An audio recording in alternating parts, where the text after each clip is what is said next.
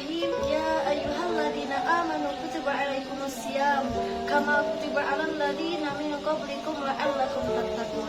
Wahai orang-orang yang beriman, telah diwajibkan atas kalian berpuasa sebagaimana telah diwajibkan atas seorang sebelum kamu agar kalian bertakwa. Hamdan syukran lillah amma ba'd. Bapak-bapak, ibu-ibu, hadirin wal hadirat yang dirahmati oleh Allah.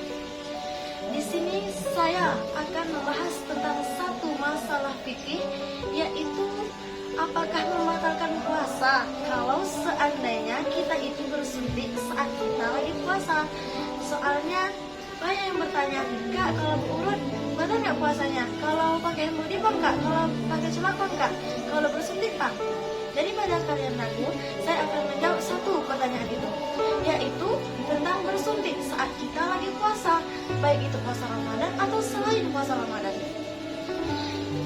Karena kan kalau seandainya ada kain atau benda dunia yang masuk ke dalam rongga, itu kan membatalkan puasa. Nah, bagaimana dengan bersuntik? Di sini, di dalam kitab Taqriratus Sadidah karangan Al-Imam Zaid bin Ibrahim bin Zaid bin Said halaman 452, di sini dijelaskan bahwa hukum ibroh atau bersuntik saat kita lagi puasa itu hukumnya tajuzul darurati, boleh kalau seandainya ada darurat. Darurat yang dimaksud sangat butuh kepada suntik. Kalau nggak suntik, sakitnya itu lambat sembuhnya mungkin, makanya boleh suntik. Walakin akan tetapi di sini ada 3 khilaf pendapat ulama masalah pembatalan puasanya. Bapak-bapak, ibu-ibu boleh mau ikut kaul pertama, kedua, atau kaul ketiga. Wafi kaulin, pada kaul pertama tidak disebutkan nama imamnya. Beliau mengatakan innaha tubtilu mutlaqan, sesungguhnya bersuntik saat kita lagi puasa itu hukumnya batal secara mutlak. Mutlak yang dimaksud baik suntiknya itu sebagai penyuplai makanan atau sebagai obat, baik disuntiknya itu lewat urat nadi atau lewat obat. Nah, kenapa batal? Li'annaha, karena sesungguhnya ada suatu cairan atau benda dunia yang sampai ke dalam rongga, walaupun rongganya itu tidak terbuka, batal. Nah, kaul yang kedua sama, tidak disebutkan juga nama imamnya. Beliau mengatakan innaha la tubtilu mutlaqan, sesungguhnya bersuntik saat kita lagi puasa itu la tubtilu mutlaqan, tidak batal secara mutlak.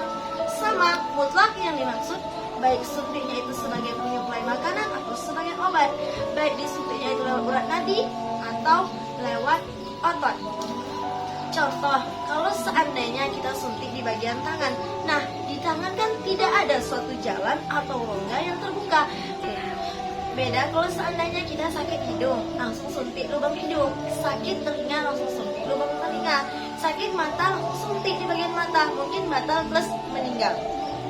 Kaul ketiga, inilah pendapat yang paling ashah. Orang juga banyak mengikuti pendapat yang ini. Beliau mengatakan kalau seandainya suntik saat kita lagi puasa itu hukumnya tafsil, dilihat diperinci lagi. Dilihat kalau seandainya disuntiknya itu untuk menyuplai makanan, menambah energi seperti infus, tanpa makan kita berenergi, maka waktu betilu, maka batal puasanya. Nah, kalau seandainya selain menyuplai makanan, Pang, sebagai obat, Pang, kalau kita sakit, bagaimana? Maka dilihat lagi, diperinci lagi. Kalau seandainya untuk obat, tapi disuntiknya itu lewat urat nadi. Urat nadi itu letaknya di pergelangan tangan sama di leher, maka waktu betilu, maka batal puasanya. Kalau seandainya untuk obat, tapi disuntiknya itu lewat otot, seperti tangan atau bokong, seperti orang suntik biasa, maka fala tubtilu, maka tidak batal puasanya.